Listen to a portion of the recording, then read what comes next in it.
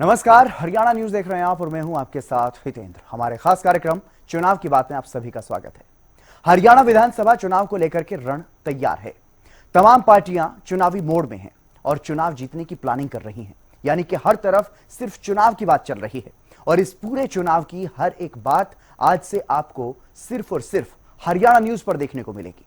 आप हरियाणा के वोटर हैं या नेता, आम आदमी हैं या खास, राजनीति में दिलचस्पी रखने वाले हों या फिर चुनाव के हर बनते बिगड़ते समीकरणों को समझना चाहते हो, तो यह खास चुनावी शो सिर्फ आपके लिए है। यानी कि यहां पर होगी सिर्फ और सिर्फ 100% चुनावी बात, क्योंकि चुनावी मौसम में नेताजी हर पल चाल बदलते हैं। शह और मात के इस खेल में कौन किस पर भारी है और किसकी फिर से डूबने की तैयारी है। हरियाणा के विधानसभा चुनावों को लेकर के हर एक सटीक जानकारी, हर एक छोटी बड़ी खबर, पल पल बदलती हर एक चुनावी तस्वीर आपको मिलेगी सिर्फ हरियाणा न्यूज पर, हमारे इस शो में, जहां होगी सिर्फ चुनाव की बात, मेरे यानी कि हितेंद्र के साथ।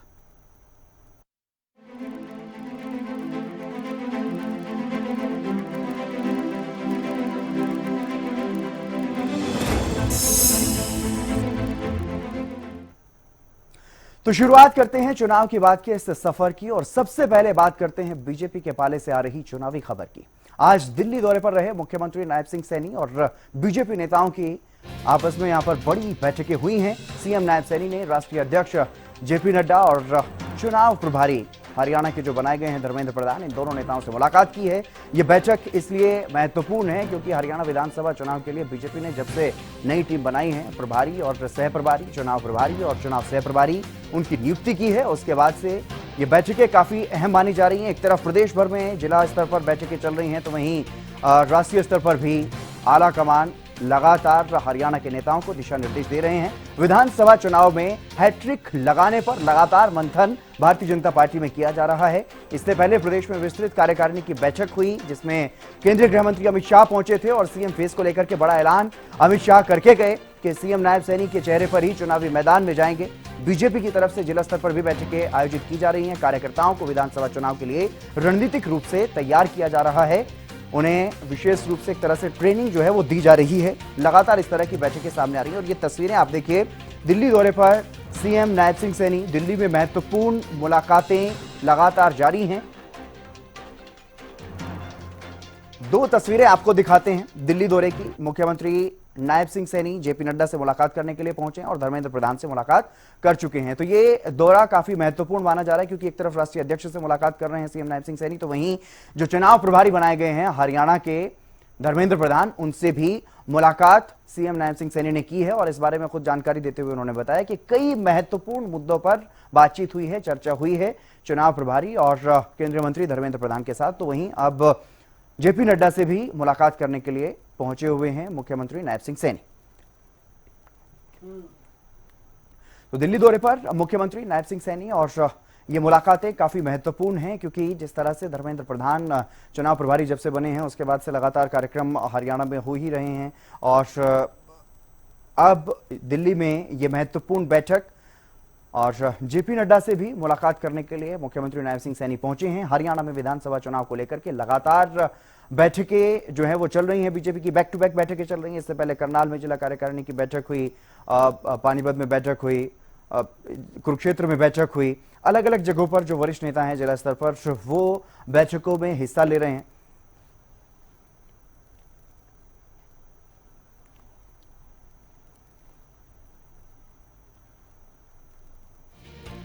राष्ट्रीय अध्यक्ष जेपी नड्डा से मिलने के लिए पहुंचे हैं मुख्यमंत्री नायब सिंह सैनी और बीजेपी की ये नई टीम है। सतीश पूनिया को प्रभारी बनाया गया हरियाणा बीजेपी का, सुरेंद्र नागर उनके साथ सह प्रभारी बनाए गए हैं, धर्मेंद्र प्रधान चुनाव प्रभारी हैं और विप्लव देव चुनाव सह प्रभारी बनाए गए हैं। हालांकि इससे पहले प्रभारी की जिम्मेदारी विप्लव देव निभा रहे थे, लेकिन अब प्रभारी बदल दिए गए हैं। सतीश पूनिया को प्रभारी बनाया गया, उनके साथ सह प्रभार की जिम्मेदारी सुरेंद्र नागर को दी गई है और सीएम फेस नायब सिंह सैनी को बनाया गया है। तो हरियाणा बीजेपी की ये नई टीम है।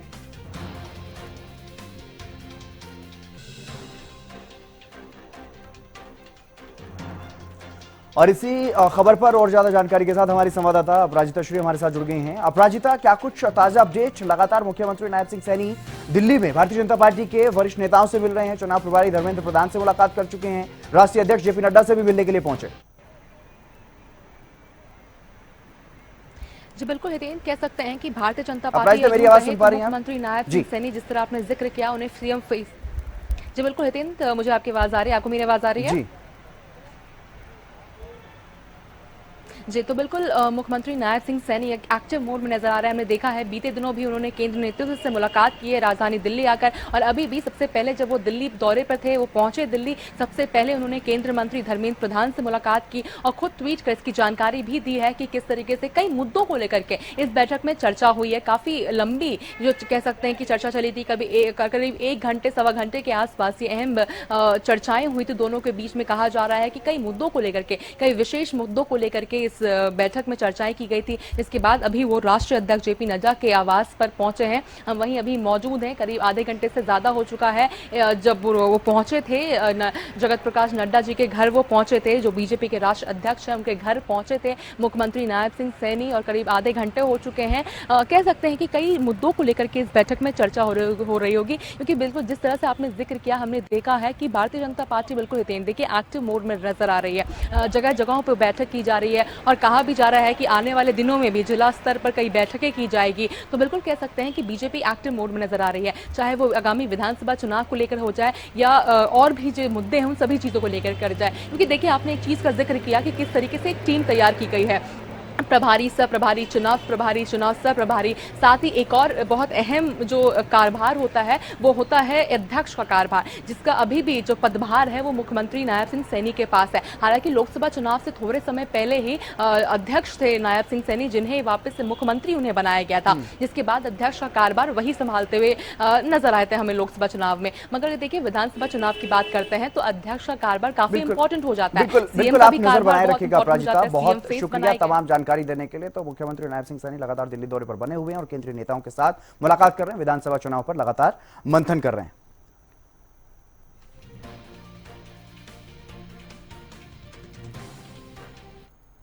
और चुनाव की बात में बात करते हैं सीएम नायब सिंह सैनी की, क्योंकि सीएम नायब सैनी प्रदेश में दोहरा दायित्व निभा रहे हैं। मुख्यमंत्री के नाते जहां सीएम हाउस के दरवाजे आम लोगों के लिए उन्होंने खोले हुए हैं, तो वहीं पार्टी संगठन का दायित्व भी निभा रहे हैं, बैठकों में हिस्सा ले रहे हैं और साथ ही विरोधी नेताओं पर, जो विरोधी दलों के नेता हैं, उन पर आक्रामक अंदाज में हमला भी बोल रहे हैं। एक कार्यक्रम के दौरान सीएम नायब सिंह सैनी ने बड़ा दावा करते हुए कहा कि इस बार पूर्व सीएम हुड्डा भी अपनी सीट हार जाएंगे। तो वहीं पूर्व डिप्टी सीएम दुष्यंत चौटाला के बारे में उन्होंने यह कहा कि दुष्यंत चौटाला के पल्ले कुछ नहीं है। आपको सुनवा दें। ये कहीं पर भी ना तो हुड्डा विश्वास के साथ कह सकता है कि ये मैं सीट जीतूंगा, खुद हुड्डा भी अपनी सीट हारेगा। ये मैं आज आपके बीच में कह रहा हूँ। कांग्रेस हर विधानसभा पे कमजोर है, कहीं पर भी उसका हिसाब किताब नहीं बन रहा। हुड्डा साहब कभी तो जिसको गाली देते हैं उसको जप्फी पानी शुरू कर देते हैं कि कुछ मेरा माहौल बन जाए, परंतु माहौल नहीं बनेगा अब विधानसभा में, क्योंकि कभी आम आदमी को जप्फी पाता है, कभी किसी को पाता है। पूर्व डिप्टी सीएम का बयान आया कि 90 दिनों में जो रह गए हैं उसमें जनसभाएं कर रहे हैं और भाजपा की पोल खोलने का काम करेंगे। पोल तो उन्होंने लोकसभा में भी खोली है, उनके पल्ले कुछ नहीं है, झूठ है उनके पल्ले। वो उस पवित्र संविधान की बुक उठा करके घूम रहे हैं। अरे कौन, इनको पूछिए आप लोग, कौन इसको समाप्त कर सकता है, कौन संविधान के साथ छेड़छाड़ कर सकता है? ये झूठ का सहारा ले रहे हैं, बोलने के लिए कुछ नहीं है। ये पोल क्या खोल लेंगे, पोल तो इनकी खुले। और चुनाव की बात में बात करते हैं मुख्य विपक्षी दल कांग्रेस की। कांग्रेस को जहां लोकसभा चुनाव में 5 सीटों पर जीत मिली, तो उसके बाद से कांग्रेस में एक अलग ही उत्साह देखने को मिल रहा है। प्रदेश भर में अलग अलग जिलों में कार्यक्रम किए जा रहे हैं, कार्यकर्ता सम्मेलन कर रहे हैं। नेता विपक्ष भूपेंद्र सिंह हुड्डा आज भी चरखी दादरी और भिवानी में आयोजित कार्यक्रमों में नेता विपक्ष ने शिरकत की और इस दौरान उन्होंने सरकार पर जहां जमकर निशाना साधा, तो वहीं आगामी विधानसभा चुनाव में स्थायी सरकार बनाने का दावा भी करते हुए नजर आए। विधायक बनावेंगे तो एक काम कर लो, एक काम मेरे कहने से कर लो तुम, एक मैं थारे कहने से कर लूंगा। मेरे कहने से तो भाई दोनों विधायक बना दो तुम दादरी से, ठीक है ना। और थारे कहने से मैं क्या करूंगा, मैं कांग्रेस की सारी सरकार बना दूंगा। मंजूर है। अपराध, देखो ये बात ठीक कह रहे हैं। पहले कोई साथी बोले, शायद मान साहब कह रहे थे कि 2005 से पहले भी अपराध की ऐसे ही थी। आज पूरे देश में सबसे असुरक्षित प्रदेश कौन सा है? पूरे हरियाणा में 5 सीट आई हमारी, एक भी नहीं थी। और परसेंटेज वाइज पूरे देश में सबसे ज्यादा वोट आई हैं तो हरियाणा में कांग्रेस के अलायंस की आई हैं। हमारी 19 में 28% वोट थी, आज 48% के करीब आई है, 20% का इजाफा हुआ है। तो वो हुआ, 5 सीट आए। तो मैं तो एक बात कह रहा हूं, 5 सीट ली, एक तो मोर्चा मार लिया तुमने, लेकिन असली मोर्चा तो अब 3 महीने के बाद है भाई। 3 महीने के बाद चुनाव होंगे, वो मोर्चा मारोगे तो आपकी कामयाबी होगी। और चुनाव की बात हम कर रहे हैं, चुनावी मौसम चल रहा हो और नेताओं की जुबान ना फिसले या बिगड़े बोल सामने ना आए, भला ऐसा हो सकता है क्या? इसकी शुरुआत की है जेजेपी अध्यक्ष अजय चौटाला ने। अजय चौटाला के बिगड़े बोल सामने आए। भूपेंद्र हुड्डा को लेकर के विवादित बयान उन्होंने दिया है। प्रियंका गांधी को लेकर के उन्होंने विवादित टिप्पणी की।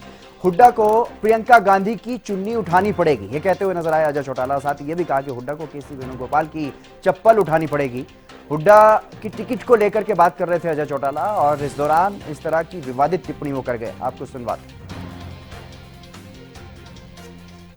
कल परसों भूपेंद्र हुड्डा का बयान पढ़ रहा था अखबार में कि हम 60 सीटें लेकर के चुनाव जीतेंगे। किस हैसियत से वो कहते हैं, मेरी समझ से दूर की बात। उनको तो अपनी टिकट का भरोसा भी नहीं। वो टिकट भी उनको पार्टी हाईकमान से मांग करके लानी है। कहीं सोनिया गांधी जी के आगे गिड़गिड़ाना पड़ेगा, कहीं राहुल गांधी जी के आगे हाथ जोड़ने पड़ेंगे, कहीं प्रियंका जी की चुन्नी उठानी पड़ेगी और कहीं वेणुगोपाल के चप्पल उठाने पड़ेंगे, तब जाकर के कोई टिकट का जुगाड़ होगा। 60 के सपने कहाँ ले रहे हैं? तो आपने सुना अजय चौटाला का ये बयान, क्या कुछ वो कहते हुए नजर आए। उनके ये बिगड़े बॉल नेता प्रतिपक्ष और पूर्व मुख्यमंत्री भूपेंद्र हुड्डा के लिए। और इसी पर और ज्यादा जानकारी लेते हैं और इस बयान को समझने की कोशिश करते हैं। हमारे पॉलिटिकल एडिटर अमित तिवारी हमारे साथ जुड़ गए हैं। अमित, किस तरह से समझा जाए इस बयान को, अजय चौटाला का जो ये विवादित बयान सामने आया? निश्चित रूप से हितेंद्र, यह सीधे रूप में जो विवादित टिप्पणी जो है वो पूर्व सांसद और जेजेपी के राष्ट्रीय अध्यक्ष अजय सिंह चौटाला की ओर से की गई है। देखिए, सीधे रूप में उन्होंने पूर्व मुख्यमंत्री भूपेंद्र सिंह हुड्डा पर निशाना साधा। निशाना साधना, आरोप लगाना, यह तमाम चीजें राजनीति का हिस्सा हैं। लेकिन उन्होंने उनकी टिकट को लेकर एक आपत्तिजनक बयान दे दिया है सीधे रूप में। एक तो उन्होंने यह कहा कि सोनिया गांधी के आगे गिड़गिड़ाना पड़ेगा भूपेंद्र सिंह हुड्डा को टिकट के लिए। दूसरा, राहुल गांधी के आगे हाथ जोड़ने पड़ेंगे, वेणुगोपाल की चप्पलें उठानी पड़ेंगी। और चौथी बात उन्होंने, महत्वपूर्ण बात और वो विवादित है, जो सीधे रूप में उन्होंने कहा कि प्रियंका गांधी की चुन्नी उठानी पड़ेगी। तो इस तरह की एक टिप्पणी की गई है। वो देखिए, राजनीति में जो भाषा है वो संयमित होनी चाहिए और निश्चित रूप से आरोप प्रत्यारोप तो चलते रहते हैं। यानी कि अब इस बयान पर भी सियासी घमासान छिड़का हुआ प्रदेश की सियासत में नजर आ सकता है। बहुत शुक्रिया अमित, तमाम बातचीत जो आपने कही है इस बयान को लेकर के।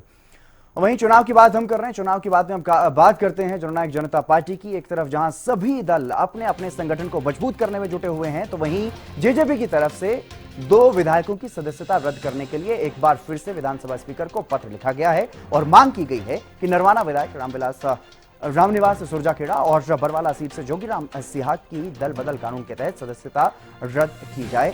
पत्र में यह भी लिखा गया है कि 1 महीने पहले शिकायत दी गई थी, लेकिन अभी तक कार्रवाई नहीं की गई है। ऐसे में 2 लोगों के खिलाफ, दोनों विधायकों के खिलाफ दल बदल कानून के तहत जल्द से जल्द कार्रवाई की जाए, इस तरह की मांग भी इस पत्र में की गई है।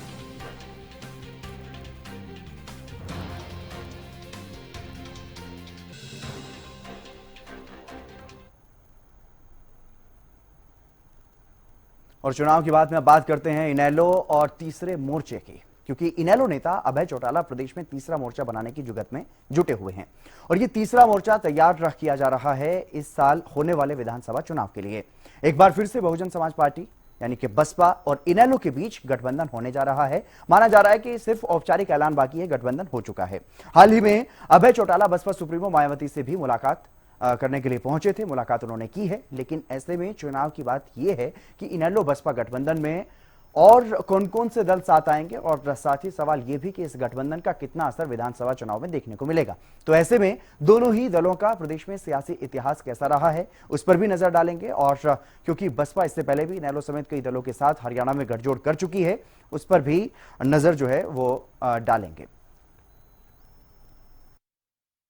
एसपी और इनेलो का गठबंधन होने जा रहा है, क्या फर्क रहेगा हरियाणा का?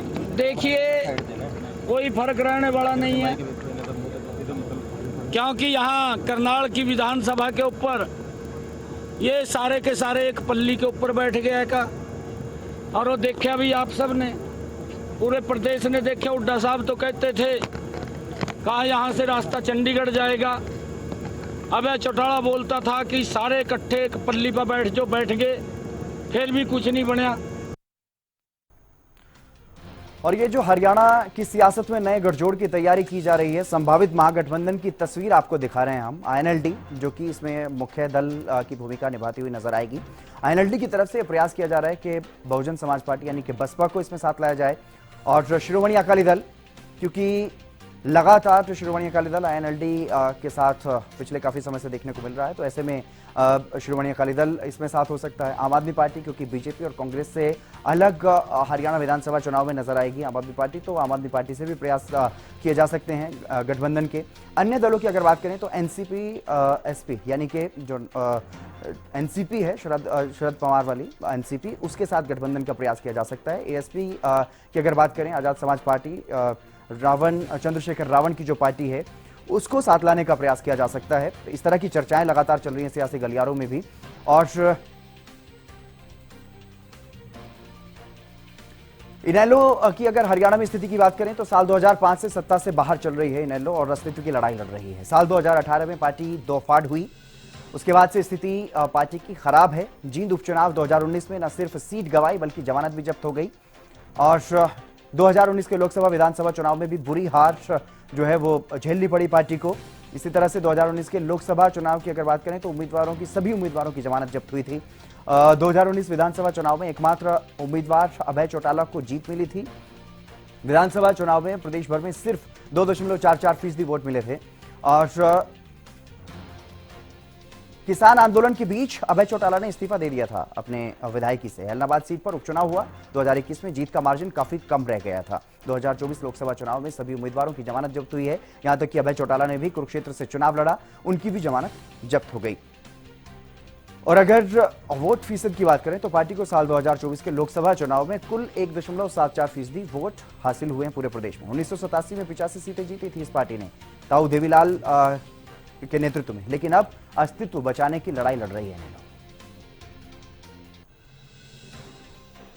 और चलिए अब आपको बसपा की स्थिति भी बता देते हैं। हरियाणा में बसपा का कई क्षेत्रों में प्रभाव देखने को मिलता है, लेकिन कोई ज्यादा सफलताएं बसपा को प्रदेश में नहीं मिली हैं। साल 2024 के लोकसभा चुनाव में 1.28% वोट पार्टी को मिले। अब तक हरियाणा में पार्टी का सिर्फ एक विधायक और एक सांसद बना है कई सालों की सियासत में। अंबाला से साल 1998 में अमन कुमार नागरा सांसद बने थे।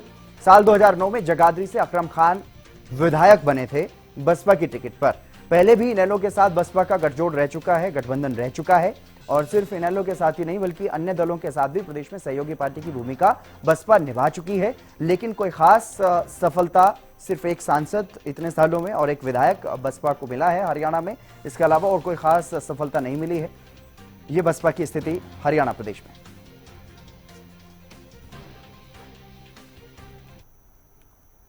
और चुनाव की बात में अब बात करते हैं हरियाणा में सियासी जमीन तलाश रही आम आदमी पार्टी की। आम आदमी पार्टी अपने दम पर चुनाव लड़ने की बात कर रही है। इस मामले में ताजा बयान सामने आया है आम आदमी पार्टी के वरिष्ठ उपाध्यक्ष अनुराग ढांडा का। उन्होंने गठबंधन करने के सवाल पर यह कहा है कि आम आदमी पार्टी हाईकमान का आदेश है एक एक बूथ पर अपना संगठन खड़ा करने के लिए, और अपने दम पर हरियाणा में आम आदमी पार्टी की सरकार बनाने का काम करेंगे। ये बात भी उन्होंने कही कि आजकल पूरे प्रदेश में पुलिस का या सरकार का राज नहीं चल रहा है, बल्कि हरियाणा में जंगल राज स्थापित हो गया है, जिसमें कानून के दायरे से बाहर निकल करके पूरे हरियाणा के अंदर इस तरह की घटनाएं हो रही हैं। सबसे बड़ी वजह इसकी जो नजर आती है, जो कानून व्यवस्था की बुरी हालत हरियाणा प्रदेश के अंदर है, उसकी सबसे बड़ी वजह जो पुलिस फोर्स की कमी है हरियाणा के अंदर, वो स्पष्ट तौर पर नजर आती है। इस वक्त भारतीय जनता पार्टी हरियाणा के अंदर हार के डर से घबराई हुई, एक इनसिक्योर लीडरशिप के अंडर चल रही एक ऐसी सरकार है जिसका ना कानून व्यवस्था के ऊपर काबू है, जो ना लोगों की समस्याओं का समाधान कर पा रहे हैं। सिर्फ चुनाव नजदीक देख के तरह तरह की जॉब्स के अनाउंसमेंट, तरह तरह के लुभावने वादे, जिनको ये सरकार कभी भी किसी हालत में पूरा नहीं कर सकती, ऐसे जुमले फेंकने में लगे हुए हैं। और चुनाव की बात में अब बात करते हैं राज्यसभा उपचुनाव की। राज्यसभा उपचुनाव को लेकर के भी प्रदेश का सियासी पारा हाई है। एक तरफ जहां मुख्य विपक्षी दलों की तरफ से उम्मीदवार नहीं उतारने की बात कही गई है, तो इस बयान पर कांग्रेस दूसरे विपक्षी दलों के निशाने पर आ गई। राज्यसभा चुनाव को लेकर के मुख्य रूप से भूपेंद्र हुड्डा बनाम जेजेपी वार पलटवार चल रहा है। अब इस सियासी संग्राम में नवीन जैन की भी एंट्री हो चुकी है। एक रिपोर्ट आप देखिए।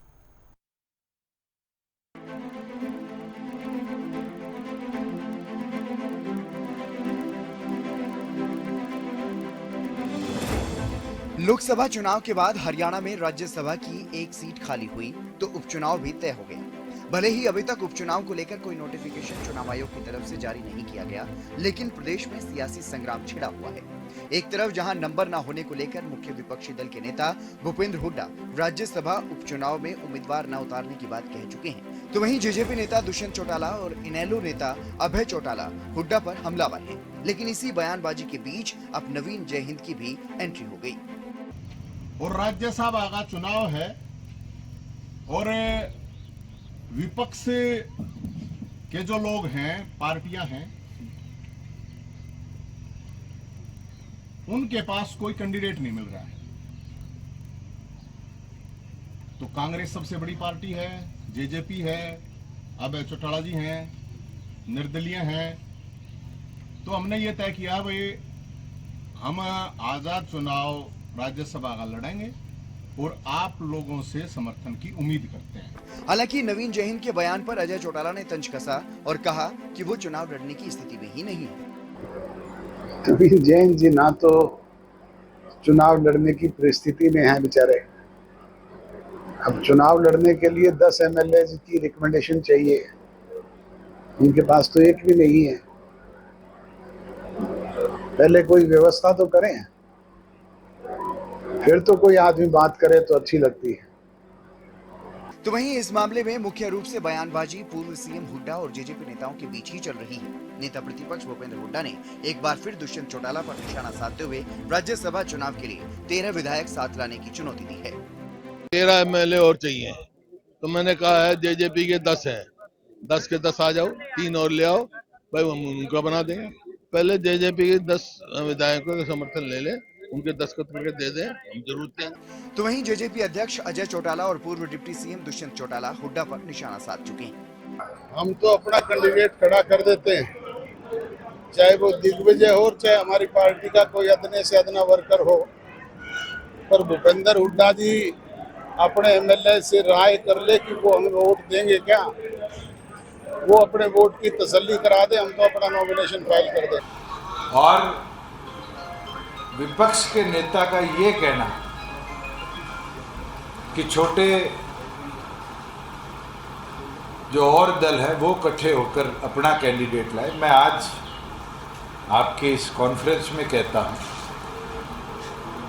कि अगर असलियत में कांग्रेस चाहती है कि भारतीय जनता पार्टी से टकराव करे, तो उनको हार जीत की ओर नहीं देखना चाहिए।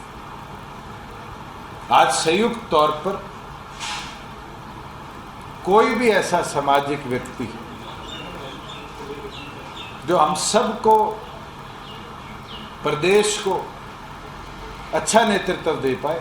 इतना ही नहीं, जेजेपी नेता दिग्विजय चौटाला तो नेता विपक्ष हुड्डा पर पलटवार करते हुए ये तक कह गए कि कि हुड्डा अपनी पत्नी या पुत्र वधू को राज्यसभा चुनाव के लिए उम्मीदवार बनाए। तो वहीं इनेलो विधायक अभय चौटाला भी भूपेंद्र हुड्डा पर राज्यसभा उपचुनाव में उम्मीदवार न उतारने को लेकर निशाना साध चुके हैं और स्याही कांड की याद भी दिला चुके हैं।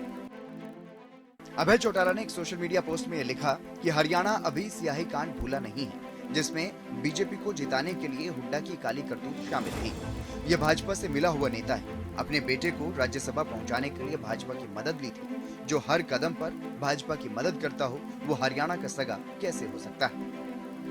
प्रदेश में राज्यसभा की एक सीट के लिए उपचुनाव होना है। मुख्य विपक्षी दल जहां नंबर नहीं होने को लेकर उम्मीदवार न उतारने की बात कह चुके हैं, तो वहीं अन्य विपक्षी दल कांग्रेस पर उम्मीदवार उतारने का दबाव बना रहे हैं। कुल मिलाकर चुनाव की बात यह है कि इस मुद्दे पर प्रदेश का सियासी पारा हाई है, लेकिन इस बयानबाजी के बीच ये देखना होगा कि राज्यसभा के उपचुनाव में क्या विपक्ष की तरफ से उम्मीदवार को लेकर फैसला हो पाएगा या नहीं। Bureau report, Haryana news.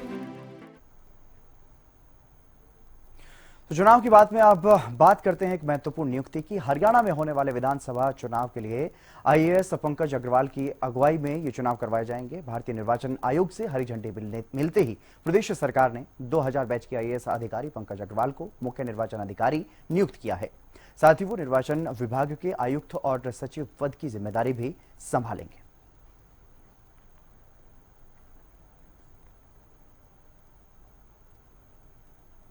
और चलिए हमारे खास कार्यक्रम चुनाव की बात में आज के लिए बस इतना ही। आप देखते रहिए हरियाणा न्यूज।